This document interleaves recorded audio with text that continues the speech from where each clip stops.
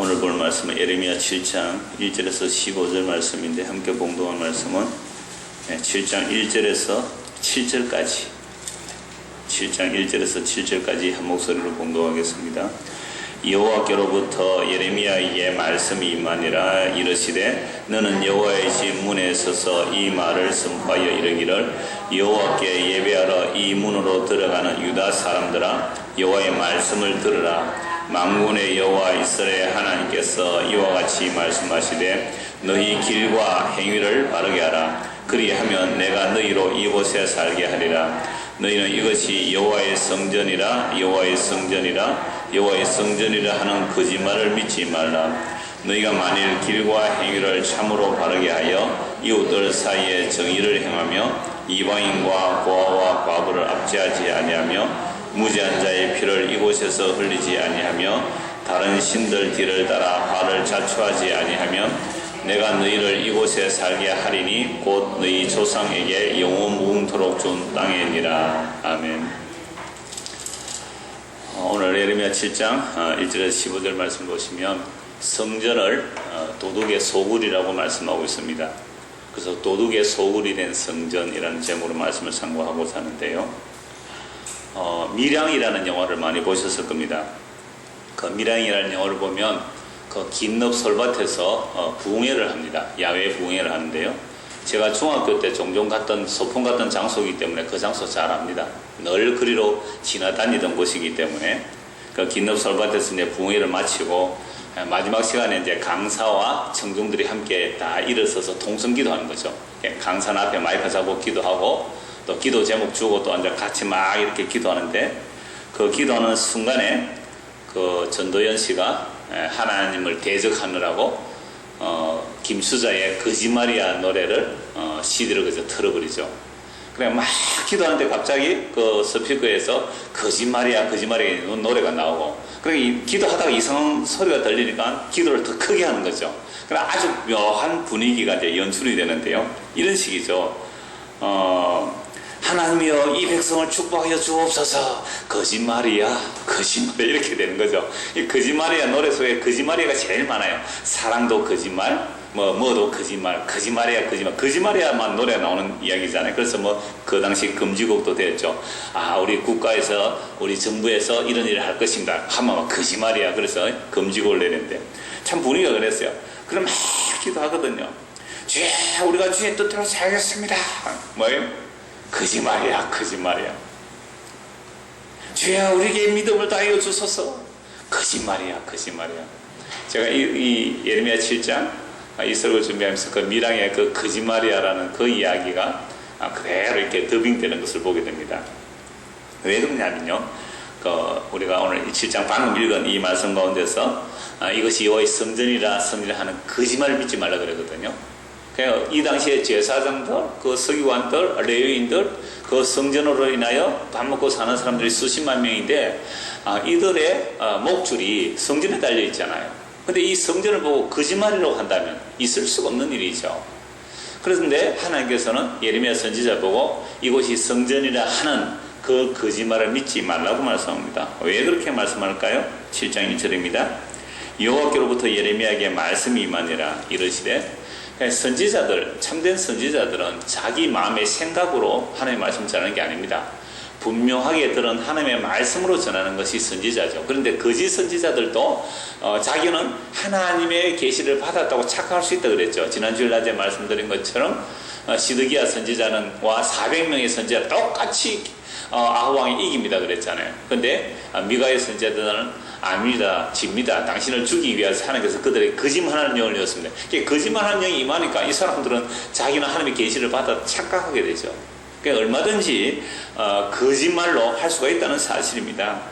이게 이미 거짓의 아비인 마귀의 유혹을 따라 선악과를 따먹는 인생은요, 거짓이 그 사람을 장악하고 있기 때문에 그럴 수밖에 없다는 거죠.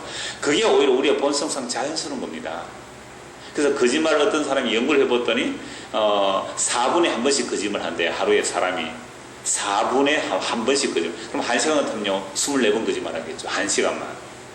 그러니까 사람 만나든 안 만나든 전화 오면 그죠? 전화 끊기 이상한 전화 오면 지금 운전 중입니다 그러잖아요. 운전 안 해도 엄마 없다 그래라 뭐 하루부터 약간 심지어 꿈속에까지 그렇게 우리는 거짓말을 한다고 하는데요. 그런 거짓말은 사실 거짓말도 아니에요. 그런 거짓말은 거짓말 축에도 안 들어간다 이 말입니다. 오늘 말씀을 보시면요. 자, 그래서 여호와의 말씀이 임하고 여호와의 말씀을 전하는데, 참된 선지자들은 여호와의 말씀을 전하기 때문에 기에 할례를 받지 않은 사람은, 이거 성경 퀴즈 한 문제 내는 이야기인데 힌트 드립니다. 이건 안 내야 되겠죠. 그러면 기에 할례를 받지 않는 사람은 하나님의 말씀이 뭐로 들려요? 욕으로 들린다니까요. 욕하는 사람들 지금 예레미야 많이 읽으신 분들이에요. 기에 할례를 받지 않는 사람은 하나님의 말씀이 욕으로 들려요. 기에 할례를 받지 않는 사람은 거짓 선지자들의 달콤한 말들이 아주 자기에게 맞게 들어오겠죠. 자, 그래서 예레미야 선지자는요, 진짜 하나님의 말씀 전하기 싫어했어요. 전하면 자기도 괴롭고 듣는 사람도 괴롭고, 그래서 나는 이제 말씀 안 전하렵니다 라고 입을 꾹 다물고 있으면 하나님께서 이 말씀을 전하리라 하는데 이 길을 할 수 없어서 전하는 거예요, 사실은. 그래서 오늘 말씀을 전하는데 얼마나 엄청난 일을 전하냐면 2절입니다. 너는 여호와의 집, 성전입니다.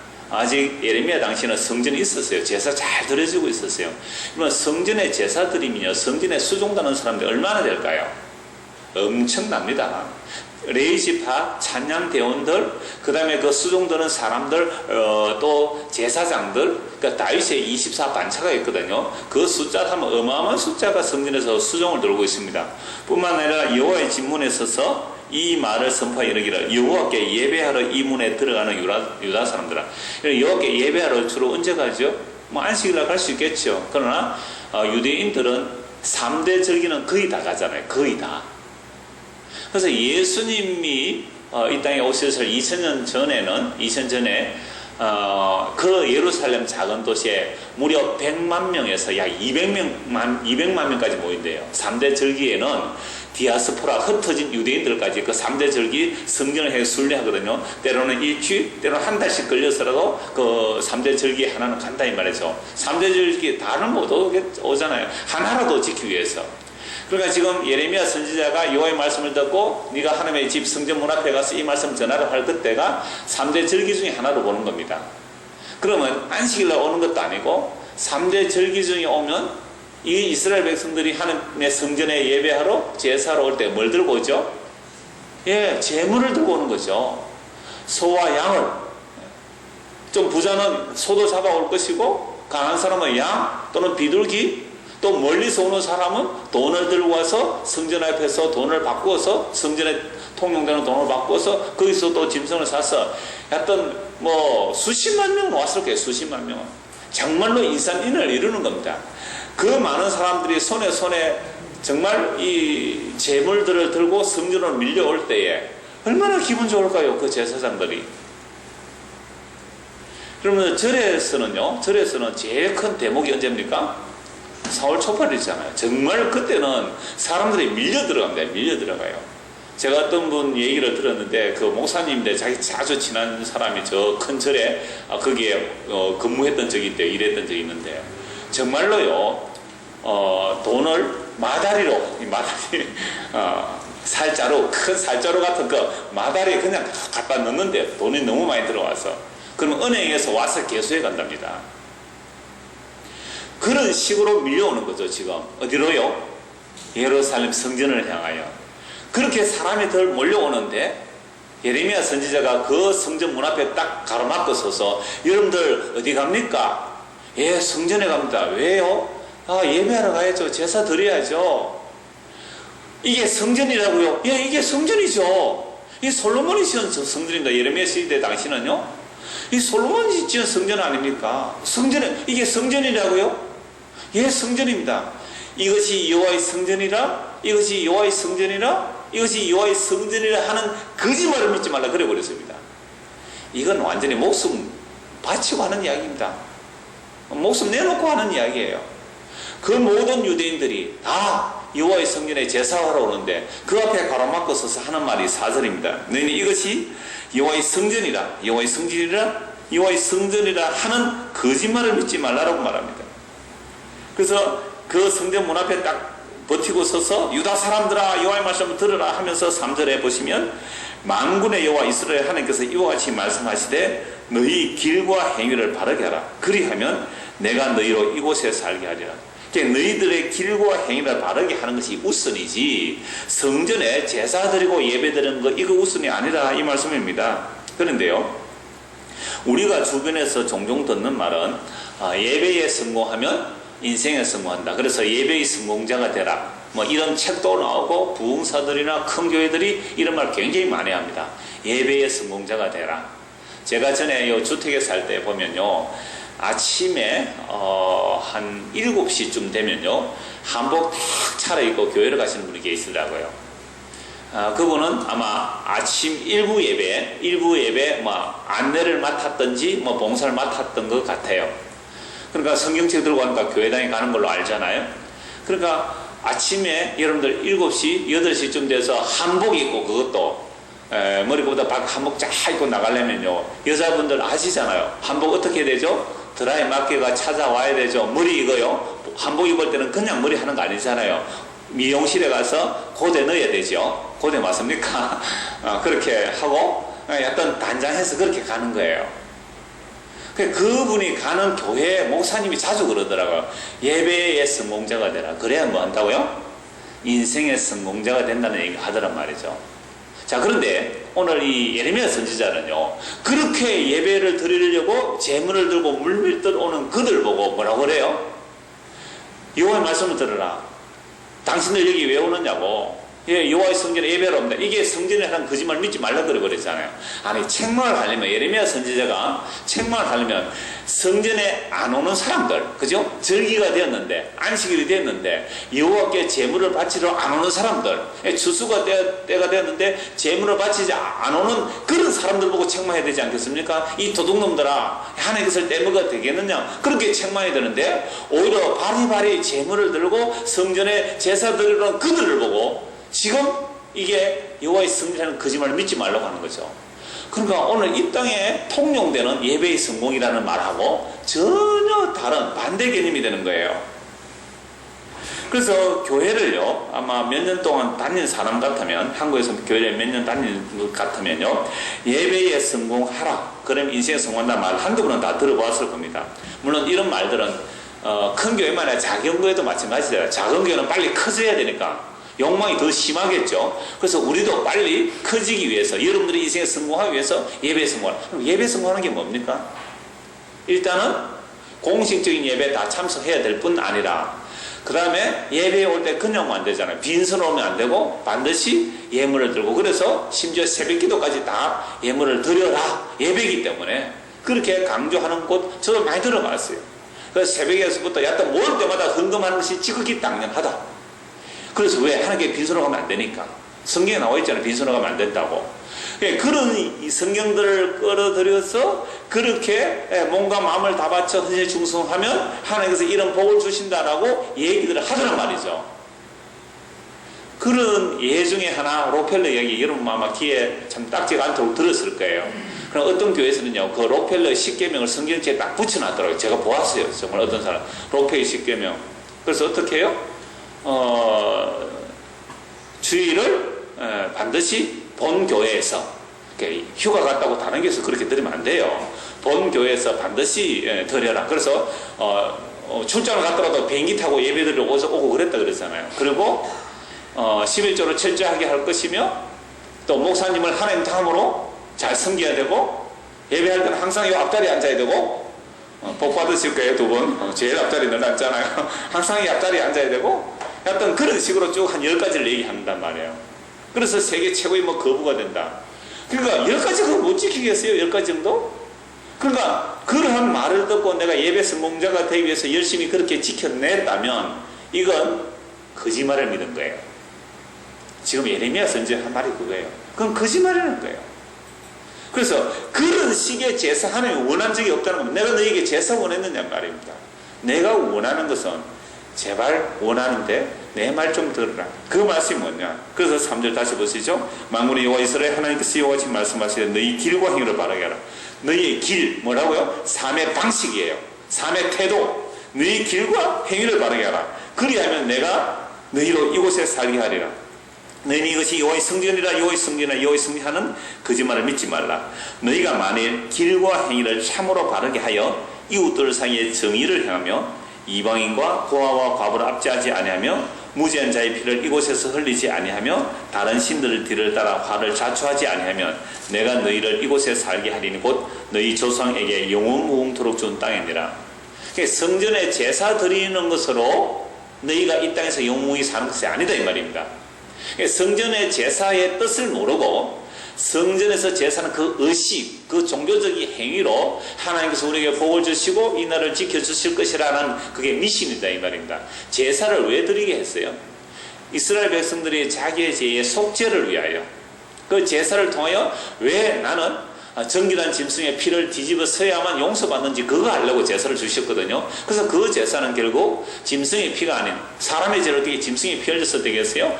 예수 그리스도의 피를 흘림으로만 우리가 의롭다를 받는 그 주님의 구원의 손길을 바라보게 하기 위해서 제사를 허락하셨는데 이들은 이 제사 그 자체에 의미를 두고 제사를 드림으로 하나님께서 여러분들의 복을 주시고 이 나라를 지켜줄 것이라는 그 거짓 선지자들에 의해서 거짓말을 믿었던 거예요. 그래서 하나님께서 지금 예레미야 선지자 그건 거짓말이다. 너희들이 참으로 이 땅에서 안전하게 살려고 한다면 아까 5절 6절입니다. 만일 길과 행위를 참으로 바르게 하는 것 이웃 사이 뭐라고? 정의를 행하고 옛날에 쓰면 공의입니다. 이웃 사이에 정의를 행하라. 이방인 고아 과부 이 나그네 이를 압제하지 말고 무지한 자의 피를 흘리지 말고 다른 신들들을 따라 화를 자초하지 말고 이 십계명의 요약이죠. 한마디로 하면 하나님의 사랑, 하나님 사랑, 이웃 사랑이죠. 하나님 사랑, 이웃 사랑하는 그 삶이 없는 제사는 너는 거짓말이라는 거예요.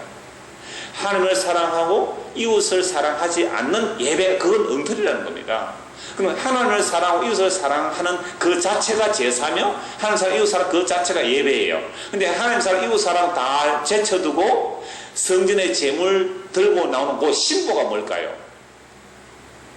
하나님 사랑, 이웃 사랑 다 제쳐두고 성전의 제물 들고 나오는 신보가 뭘까요? 나는 나만 사랑해라는 거예요. 나는 나만 사랑해. 나만 복받아야 되겠어. 이걸 바로 우상숭배라고 말하는 겁니다. 근데 거짓 선지자들은요 세상에서 어떻게 사는지는 묻지도 따지도 않습니다. 뭐만 들고 오면 돼요? 손에 뭐 들고 왔느냐 그것만 보는 거잖아요.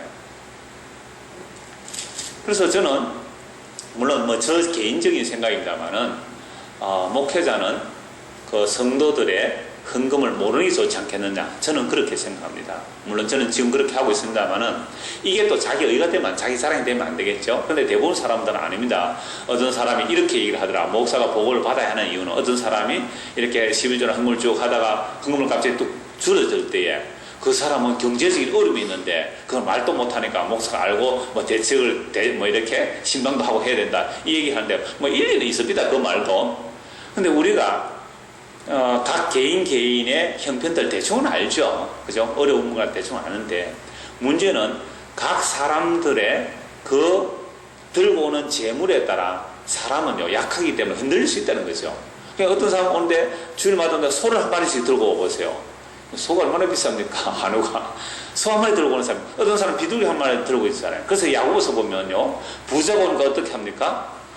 여기 이 좋은 자리에 앉으십시오. 가난한 자가 오니까요 니 앉든지 섰든지 뭐 그들도 보이지 않는 일들이 실제로 교회는 일어난단 말이에요.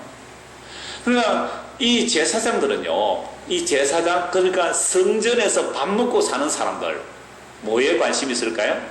세상에서 어떻게 사는 게 관심 없어요. 뭐만 들고 오면 되죠? 성전으로 제물만. 그러니까 오늘 식으로 말하면 교회에서 목사가 여러분들이 세상 속에서 어떻게 사는가 별로 관심 없어요. 세상에서 여러분 자본주의 사회 속에서 정직하고 성실하게 일해가지고 돈 많이 벌지는 못합니다. 그러니까 그러한 삶보다는 어떻게 하든 교회에 헌금을 많이 하면 그걸 복 받은 것이냐 말해버리죠. 그런데 예레미야 선지자는 뭐라고 말씀하셨어요? 너희가 이 세상에서 바른 삶을 살지 않는다면 너희들이 들고 오는 그 무수한 재물은 우상숭배밖에 되지 않는다라고 말합니다. 근데 거짓 선지자는 어떻게 한다고요? 아니요. 재물을 들고 오니까 그걸 가지고 축복해 주더라 이 말입니다. 하나님의 평안을 주실 거라는 말을 하는 거죠. 이런 말을 하는 성전은 뭐라고요? 거짓말이다. 이런 말을 하는 성전은 거짓말이다.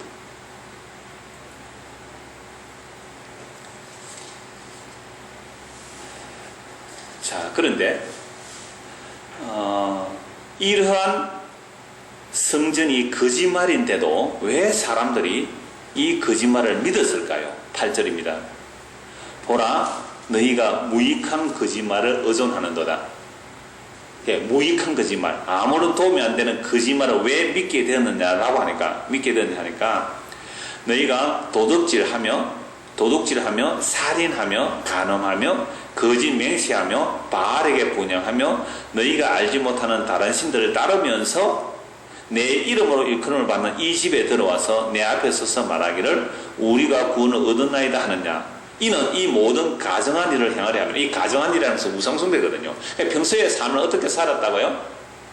우상숭배하고 살았습니다.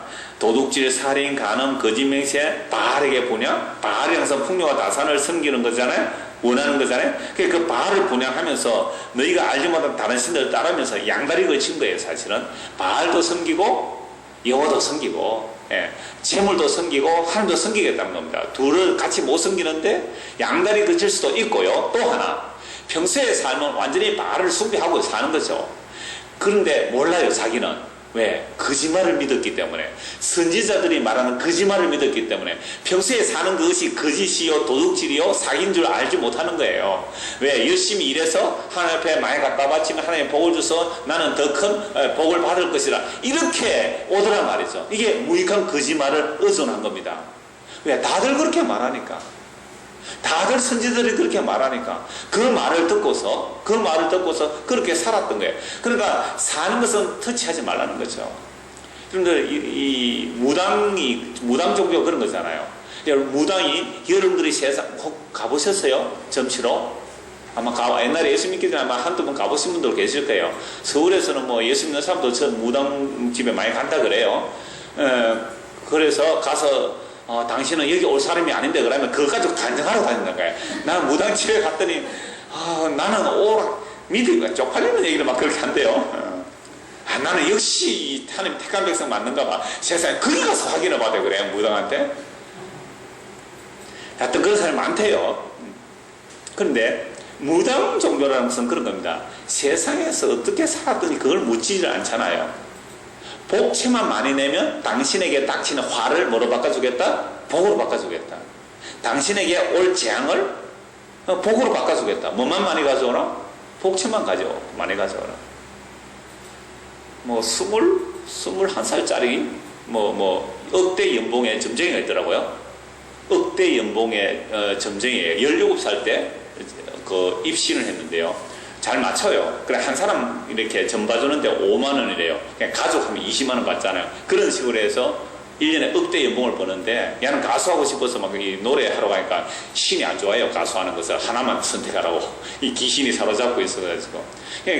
그 무당이 하는 말이, 굿을 하는데 최소한 500만원에서 2천만원까지 한대요. 큰 굿을 한번 하면. 그러니까 그 사람이 어떻게 살았던지 상관없이 2천만원만 가오면 당신에게 이 말 어떤 저주나 재앙도 다 물리치고 복을 주겠다는 거잖아요. 지금 예레미야 시대 그런 시대입니다. 네가 밖에 나가서 하나님 사람 이웃 사람 그 상관없다, 무지도 따지지 안 하겠는데 재물만 많이 갖다 바치면 복을 빌어주겠다. 이런 거짓말을 믿었단 말이에요. 사람들이. 거짓말을 믿었으니까 그 거짓말을 믿고 성전에 재물을 많이 갖다 바치는 거예요. 그러니까 이 성전이 뭐가 되어버렸습니까? 지금 도둑놈의 소굴이 된 거죠. 이 이야기를 하는 겁니다. 도둑놈의 소굴. 그래서 9절 보십시오. 너희가 도둑질하며 살인하며 간음하며 거짓말하며, 이게 전부 쉽게 맹내는 내용이죠. 바알에게 분양하며 너희가 알지 못하는 다른 신을 따르면서 내 이름으로 일컬음을 받는 이 집에 들어와서 내 앞에 서서 말하기를 뭐 한다고요? 우리가 구원을 얻었나이다. 왜? 어디 나왔으니까? 성전에 나와서 제물을 드리고 제사를 드리니까 우리는 구원을 얻었나이다 해서 구원의 확신 없고 어디 갑니까? 이 모든 가정한 일을 행하러 또 나가더라 이 말입니다. 이 가정한 일 우상숭배거든요. 그러니까 오늘 교회하고 비슷하죠. 세상에서 어떻게 산가에 대해서 터치하지 말란 말이에요. 내가 제가 좀 이렇게 좀 친한 사람들, 고향에 친한 사람들 가끔씩 만나면 내가 목사라면서 알면, 요새 성도들 얼마나 힘드는지 아니? 그러니까 성도들 좀 잘 위로해주라 그런 말 하더라고요. 내가 그 말을 듣고 살짝 기분이 나빴어요. 이 사람이 제 설교 들어보지도 안 하고. 그 사람 하는 말이 뭐냐. 그렇게 세상에 나는 힘들게, 돈 벌고 사는 힘들게 살고 왔는데 교회는 막 책망하고, 헌금 많이 안 한다고 책망, 그러니까 열심히 안 한다고 책망하잖아요. 저는 그런 거 책망 안 하지요. 그러니까 그 사람 신보에 무슨 마음이 들었냐면, 세상 살기가 이렇게 힘드는데, 그래도 교회 나와서, 그 힘든 시간에 교회 나와주고, 헌금해주고, 그러니까 위로받으려고 왔는데, 다른 뜻으로 힘들게 하지 말라는 그런 마음이 들어있다는 말이죠. 이러면 교회 왜 오셨어요?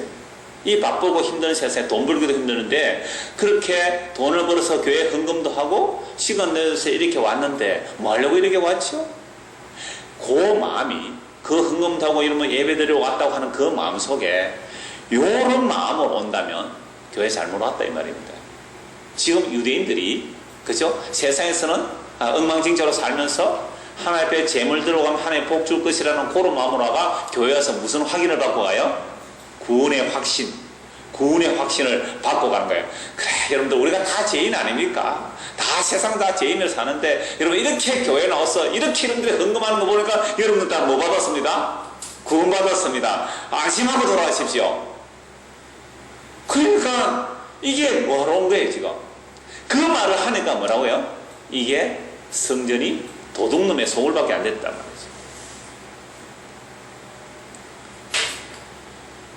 10절 다시 보십시오. 내 이름을 일컬음 받는 이 집에 들어와서 내 앞에 서서는 우리가 구원을 얻었나이다 하는가. 이는 이 모든 가증한 일을 행하려 함이로다. 내 이름으로 일컬음 받는 이 집이 너희 눈에는 도둑의 소굴로 보이느냐. 보라, 나 곧 내가 그것을 보았노라. 여호와의 말씀이니라. 여호와께서 다 보시죠. 우리의 마음의 중심을 보시잖아요. 사람은 껍데기만 봐도 하나님 우리의 중심을 보시는 거죠. 그래서 평소에 이렇게 도끼하면서 하나님의 성전에 나와서 뭐 한다고요? 나는 이제 구원을 받았습니다 하고 또 그렇게 가증한 짓을 하러 나가더라 이 말이죠. 도대체 너희가 이 하나님의 집이 도둑의 소굴로 보이느냐라고 말씀하는 겁니다. 그러니까 마음속에 뭘 품고 왔어요? 평소에도 우상을 품고, 그리고 성전에 나와서도 우상을 품고 나왔으니까 성전에서 제사를 드린들 뭐합니까? 그 우상 숭배인데요. 예배를 잘 드리면 뭐합니까? 그게 욕심으로 예배를 드리는데요. 예배 성공하면 뭐합니까? 그게 다 우상 숭배가 되어버리는데요. 그런데도 그렇게 하면 복 받는다고 다른 사람들이 다 그렇게 말하니까 그 복이 좋아서 그렇게 했다고요? 그게 자기를 섬긴 거잖아요. 탐심을 섬긴 거잖아요. 에르미야 뒤에 에스겔 있는데요. 전에 본 말씀 한번 찾아보십시오. 에스겔 14장. 우리 마음에 무엇을 드리고 오는지 보십시오. 우리의 마음에 무엇을 들여놓고 오는지.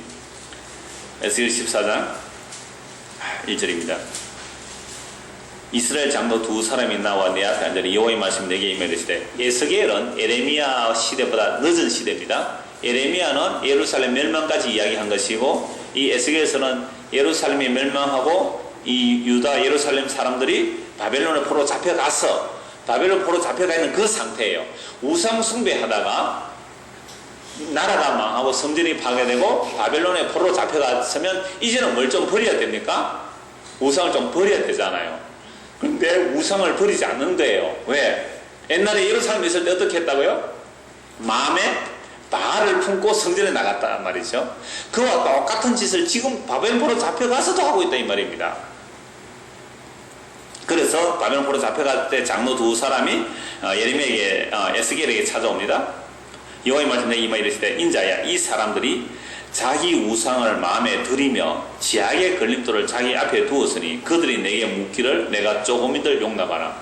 에스겔에게 하나님의 뜻을 물으러 오는데 무엇을 품고 와요? 우상을 품고 오는 거예요. 그럼 목사에게 상담하러 올 때에 무엇을 품고 이러면 상담하러 올까요? 우상을 품고 옵니다. 목사님, 내 마음에 이 우상이라 말 안 하죠. 내 마음에 있는 이 우상 어떻게 하면 잘 보존되고 성공할까요? 이렇게 오더라 이 말이죠. 그게 뭐예요? 하나님, 목사님, 제가 이번에 이런 사업을 하려고 하는데 이 사업이 성공하겠습니까? 안 하겠습니까? 저한테는 아무도 물으러 안 옵니다, 이 물은. 그러니까 우상을 품고 하나님께 물으러 오는 거예요. 아예 우상을 품고.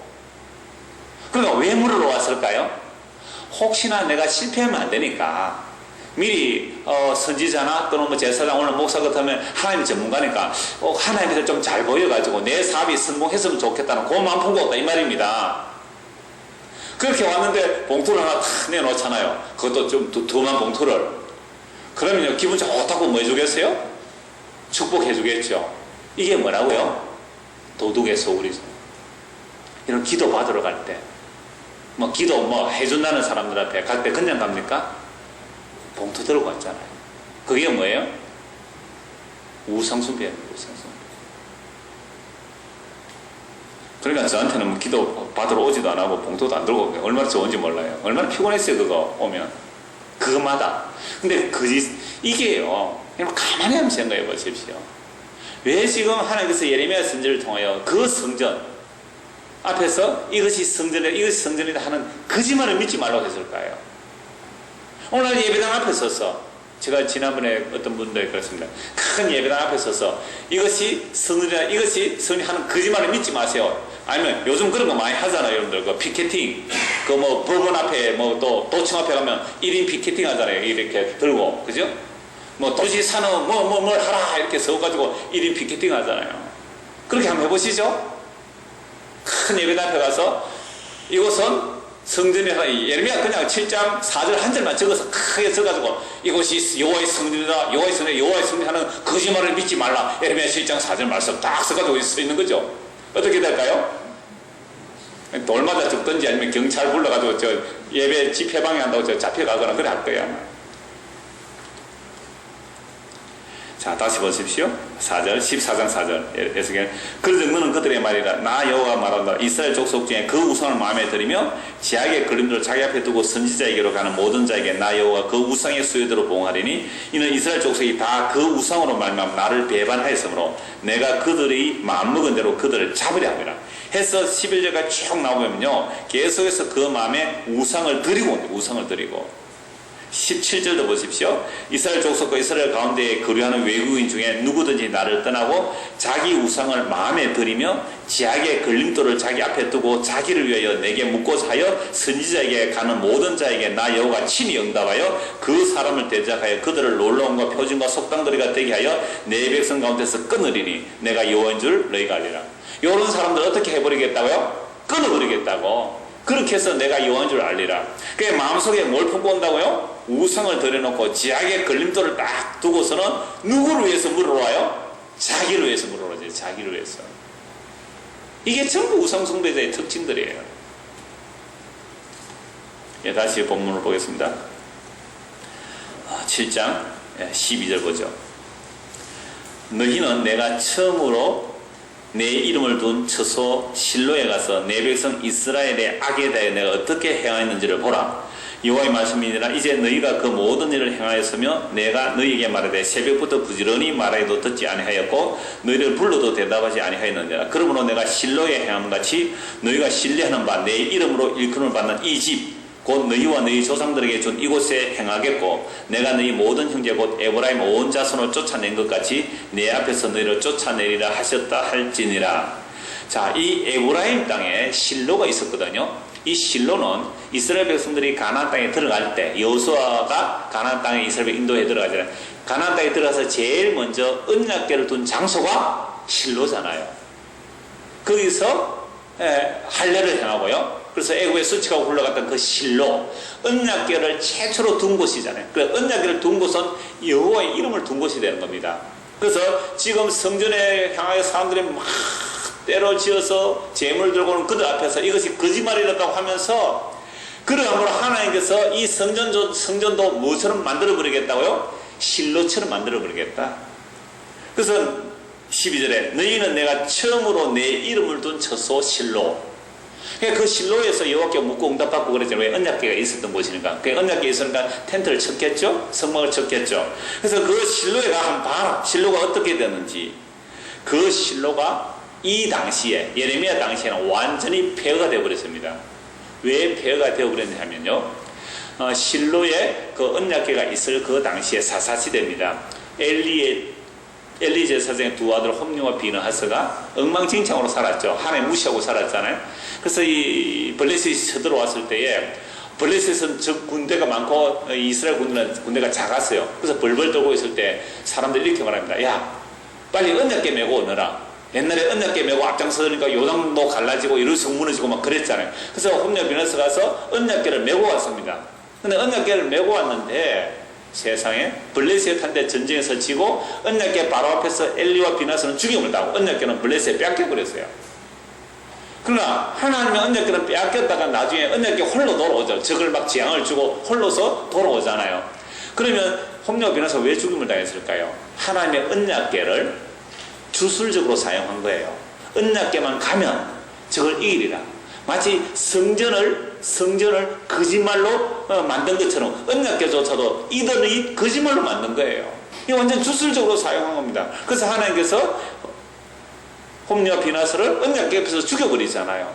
그래서 그 이후에 블레셋에 의하여 실로 지역까지 다 초토화되고, 그래서 실로가 완전히 황폐화 되어 버렸다는 겁니다. 그래서 지금 예루살렘 성전이 있고 제사장이 있지만 이 예루살렘이 곧 실로처럼 황폐하게 될 것이다 라는 말씀을 하는 겁니다. 그래서 15절, 내가 너희 모든 형제 곧 에브라임 5원 자손을 쫓아낸 것까지 북이스라엘이 아수르 완전히 멸망했잖아요. 이렇게 쫓아낸 것이 내 앞에서 너희를 쫓아내리라. 마지막 남은 유다 예루살렘까지 내가 쫓아내겠다. 어디로 쫓아내버리겠어요? 바벨론으로. 근데 거짓 선지자들은요, 끊임없이 뭘 외치고 있습니까? 안전하다, 안전하다. 우리가 이렇게 하나님께 제사를 잘 드리고 있기 때문에 하나님께서 우리를 보호할 것이라고 그렇게 거짓 평안을 전하고 있습니다. 그러나 결국 이 예루살렘 성전은 바벨론에 의하여 멸망당하고 BC 586년에 완전히 파괴되어서 바벨론으로 잡혀가고 말았습니다. 그러나 하나님의 약속은 신실하거든요. 예레미야서의 그 시판 과정 속에서도 꼭 하나님의 구원을 말씀하고 있습니다.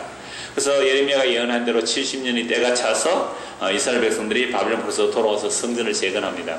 그때 성전 재건할 때 스룹바벨이 그 바벨론에서 그런 바벨론은 물론 그 뒤에 메데 페르시아 제국이 되죠. 그때에 유대 총독으로 임명받은 스룹바벨이 성전을 재건했다고 해서 그 성전을 스룹바벨 성전이라고 합니다. 그래서 그 스룹바벨 성전이 재건되고 나서 신구약 중간기를 거쳐 예수님 오셨을 때는 그 스룹바벨 성전이 굉장히 많이 퇴락하고 이렇게 낡아져서 헤롯 왕이 왕으로 있을 때에는 그 성전을 정축을 해서 무려 46년 동안 공사해서 굉장한 위용을 발하게 됐습니다. 이 헤롯 왕은 자기가 정통 유대인이 아니기 때문에 유대인들의 환심을 사기 위해서 성전도 재건할 뿐 아니라 다른 여러 가지 건물들도 많이 만들었던 왕입니다. 그때 예수님 오셨잖아요. 그래서 예수님께서 그 예루살렘 성전에 가셨을 때에 제자들은요 심지어 성전을 막 자랑했잖아요. 그래서 이 성경 흘라라고 말씀했는데 우선 마가복음 11장을 보겠습니다. 마가복음 11장, 신약 성경 마가복음 11장입니다.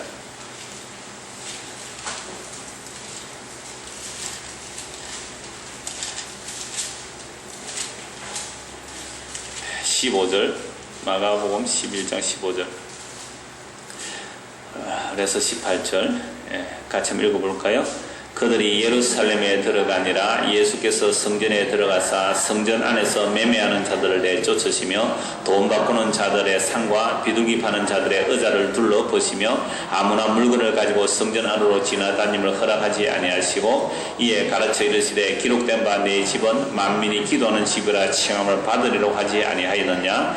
너희는 강도의 소굴을 만들어두다 하심에 대제사장들과 서기관들이 듣고 예수를 어떻게 죽일까 하고 꾀하니 이는 무리가 다 그의 교훈을 놀랍게 여김으로 그를 두려워함이더라. 지금 예수님께서 성전에 들어가서 어떻게 하십니까? 매매하는 자들 내쫓으시고 돈 바꾸는 자들의 상과 비둘기 파는 자들의 의자를 둘러 엎으시죠. 그리고 아무나 물건을 가지고 성전에 들어가는 허락하지 아니하시고 가르쳐 이르시되 기록된 바 내 집은 만민이 기도하는 집이라. 이건 이사야 56장 7절 말씀입니다. 라고 하지 아니했나. 그때 너희는 강도의 소굴을 만들어두다. 방금 읽은 예레미야 7장 11절 말씀이죠. 구약에서는 도둑의 소굴, 신약에서는 강도 해석으로. 강도가 어느 게 더 셉니까? 도적이 셉니까? 강도가 셉니까? 강도가 더 세죠? 그래서 예수님께서는 강도 해석으로 그랬잖아요. 그러면 세례요한은요, 이 독사의 자식들아 그랬거든요. 예수님 뭐라고 했어요? 이 독사의 새끼들아 그랬거든요. 그냥 강도가 확실히 예수님께서 세시단 말이에요. 그래서 지금 예수님께서 성전을 뒤집어 엎는 거죠. 그러니까 대제사장들과 서기관들, 성전에서 밥 먹고 사는 사들, 이들이 저 예수 어떻게 하면 죽일고, 저 예수 어떻게 하면 죽일고. 그냥 오늘 우리가요, 우상 숭배하는 자의 모습으로, 그러니까 내 탐심을 품고 만약에 교회로 온다면 이런 복음을 들을 때 예수를 우리가 죽이고 싶어요. 그러면 내가 그동안 정성 바친 게 뭐가 돼요? 그죠? 그동안 내가 하나님의 헌금한 것, 주일 성수 11조, 내가 헌신 충성 봉사한 이 모든 것들이 다 뭐가 되느냐 말이에요. 이걸 무시해버리는 거. 깡그리 무시할 때에 그걸 무시하는 사람을 향해 여러분들이 분노하지 않겠습니까? 실제로 그 김성수 목사 미국에서 목회할 때에 목회자들하고 이렇게 앞에 얘기하는데 정말로 물 마시다가 물을 그냥 얼굴에 끼얹어 버리더래요. 어떤 장로는 총까지, 내 총이 있다면 내 총까지 쏘아 죽겠다 그러더래요. 얼마나 그게 듣기 싫었으면, 얼마나 복음이 듣기 싫었으면. 그러니까 이 사람들이잖아요. 어떻게 하면 예수를 죽일고 하다가 진짜로 예수를 죽였잖아요. 그럼 예수를 죽일 때 제목이 뭔지 아세요? 그 빌라도에게 십자가에 못 박아 죽여 하기 전에 먼저 유대인들의 공의해서 재판을 받습니다. 그 당시 대제사장 앞에 가서 재판할 때 예수를 무슨 죄로 고발합니까? 성전을 허는 자라고. 성전을 허는 자라고. 성전 파괴자라고. 그래서 예수를 고발하는 거잖아요. 요한복음 2장 보십시오. 요한복음 2장입니다.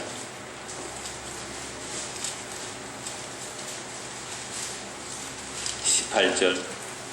요한복음 2장 18절. 이에 유대인들이 예수님의 성전을 정결하게 하시죠. 요한복음 2장에 조금 다른 각도에서 보는데 성전을 다 이렇게 쫓아내버립니다. 그럴 때에 17절 제자들이 성경 말씀에 주의 전을 사모하는 열심히 나를 삼키라는 것을 기억하다. 이게 무슨 말씀일까요? 시편 69편에 나오는 말씀인데 예수님께서 주의 전을 너무 사모했기 때문에 그것 때문에 우리 죽음을 당하는 거예요. 성전을 청결케 하셨죠. 자, 그럴 때에 유대인들이 대답하되 예수께 말해 네가 이런 일을 행하니 무슨 표적 우리에게 보이겠느냐. 예수께 대답해 이르시되 너희가 이 성전을 헐라 내가 사흘 동안에 일으키리라. 유대인들이 이르되 이 성전은 46년 동안에 지었거늘 네가 3일 동안에 일으키겠느냐 하더라. 그러나 예수는 성전된 자기 육체를 가리켜 말씀하신 것이라. 죽은 자 가운데서 살아나시는 후에야 제자들이 이 말씀하신 것을 기억하고 성경과 예수께서 하신 말씀을 믿었더라. 예수님께서 집에 죽으시고 3일만 부활하시고 나서 제자들이 바로 아는 거 아니에요. 사실은 성령이 임하고 나니까 이 성전을 헐라 내가 3일 만에 이렇게 얘기했다 한 그 성전이 바로 예수 그리스도가 성전이시구나. 예수 그리스도의 몸이 성전이구나. 이걸 알게 되었죠. 그래서 예수께서 부활 성천하셔서 성령을 보내주시면 이제 우리가 예수를 믿게 되잖아요. 그러면 성전이 무엇이 성전이 되죠? 예수 믿는 우리가 그리스도의 몸 된 성전이잖아요.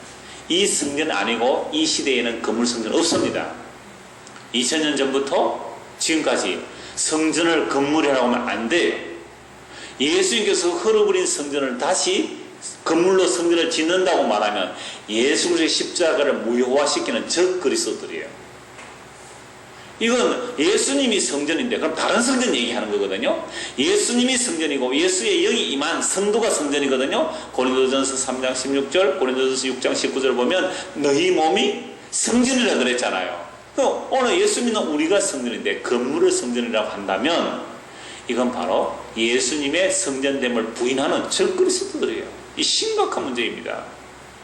그러면 왜 사람들이 그냥 부동산 건물을 성전이라고 할까요? 그러면 예수님을 믿는 사람은 성전이기 때문에 특별히 거룩한 공간이 없어요. 내가 어디에 가든 그곳이 거룩한 곳이 되는 겁니다. 여러분들이 성도라면 거룩한 물이잖아요. 여러분이 가는 곳이 성전이 되는 것이잖아요. 그런데 특정 건물을 성전을 하는 이유는 성전이라고 해야 사람들이 더 많은 헌신과 충성을 내더라 이 말입니다. 다윗과 솔로몬이 준비한 이야기하면서 성전을 위해서 막 이렇게 말하면 더 열심히 하더란 말이죠. 그런데 여러분들, 우리가 성전이라서 예수 믿는 사람들은 건물이 필요한 거 아닙니다. 뭐 초대교 다 집에 모여서 자기 집에 모였단 말이죠. 조금 사람 모이면 좀 이렇게 회당처럼 하나 지었겠죠. 그 정도의 의미밖에 없어요. 특별한 의미 두지 않아도 됩니다. 그러니까 워낙 이쪽에서는 또 뭐 성전 하면서 어마어마한 메모드 건물을 만들어 가니까 한쪽에서는 우리는 건물을 가지지 않겠습니다, 이걸 해가 또 이게 또 인기 있는 상품이 되더라고요. 우리는 건물을 가지지 않겠습니다, 우리는 건물을 빌려서만 쓰겠습니다. 그래서 학교 강당 빌려 썼습니다. 하니까 사람들이 막, 와, 이건 제대로 제대로 한다. 그러면 또 사람들이 인기 있게 몰려가더란 말이에요. 이런 이야기를 가지고 내가 아는 어떤 청년이 어떤 사이트에 글을 한 5, 6년 전에 올렸는데, 5, 6년 전에 올린 그 글들을 최근에 본 저 분당의 어느 큰 교회 목사님이 이 청년을 보자고 해서 이번 금요일 날 만난대요. 그래서 제게 메일이 와서, 전화 메일이 와서, 그럼 가서 이렇게 말하십시오 라고 이제 제가 잠시 그 메일 주고받았는데요. 그것이 하나의 상품이 또 될 수 있는 거죠. 그럼 우리는 큰 건물 안 가집니다 라는 그것 자체가 또 뭐가 되겠어요? 하나의 또 다른 매력 있는 상품이 될 수 있어요. 그러니까 인간은요, 어떤 하나님 안 믿는 일에는 머리가 그렇게 잘 돌아가요. 자, 그래서 오늘 이 시대의 성전은 무엇이 성전이라고요? 예수 그리스도의 몸이 성전입니다. 예수 그리스도의 몸이 성전이고 그리스도의 영을 받은 성도가 성전입니다. 이게 성전인데, 이 성전 말고 다른 성전을 말한다면 그것은 분명히 다른 뭔가 노림수가 있어요. 그런 것을 뭐라 그랬어요? 오늘 성경 말씀에 도둑의 소굴, 강도의 소굴이라 그랬습니다. 그러므로 이러한 여호와의 성전이라 하는 이런 거짓말 믿지 마십시오. 만약 오늘 이 설교를 듣는 사람이거나 우리나라 간에 이것이 여호와의 성전이라 하는 그런 곳들이 있다면 그것이 뭐예요? 도둑의 소굴이고 강도의 소굴이기 때문에, 도둑의 소굴, 강도의 소굴에서 어떻게 해야 돼요? 빨리 도망쳐 나오셔야 됩니다. 빨리 탈출하셔야 돼요. 참된 성전이신 예수 그리스도, 그것도 십자가에 못 박히신 예수 그리스도, 그 안으로 들어가는 것, 그게 이 시대에 성전에서 거짓 성전, 도둑의 소굴에서 도망쳐서 피해야 할 것은 딴 것이 없습니다. 예수 그리스도, 자기 몸된 성전 예수 그리스도, 그 안에 들어가는 것, 또 그리스도의 우리 안에 들어오는 것, 그래야 그리스도의 성전된 자로서 살아가는 저와 여러분 되기를 소원합니다. 기도하겠습니다. 하나님 아버지, 실제 건물 성전 있을 때에 그 성전이 도둑의 소굴이라고, 강도의 소굴이라고 예수님께서 말씀하셨습니다. 그런데 오늘 이 시대도 건물을 성전이라 붙드는 자들, 자기들의 피땀을 예수님의 피보다 더 귀하게 여기는 이런 일들이 일어난다면 이곳이 도둑의 소굴이며 강도의 소굴임을 알게 하시고, 이곳에서 피하여 우리 주 예수 그리스도, 유대인들에게 그리 끼는 것이며 이방인들에게 미련하게 보이는 그 예수의 십자가만이, 그 십자가 안에 예수 그리스도만이 우리의 참된 성전임을 알고 오늘도 믿음으로 그 길로 걸어가는 우리 모두가 되도록 은혜를 베풀어 주옵소서. 예수 그리스도 이름 받들어 기도드리옵나이다. 아멘.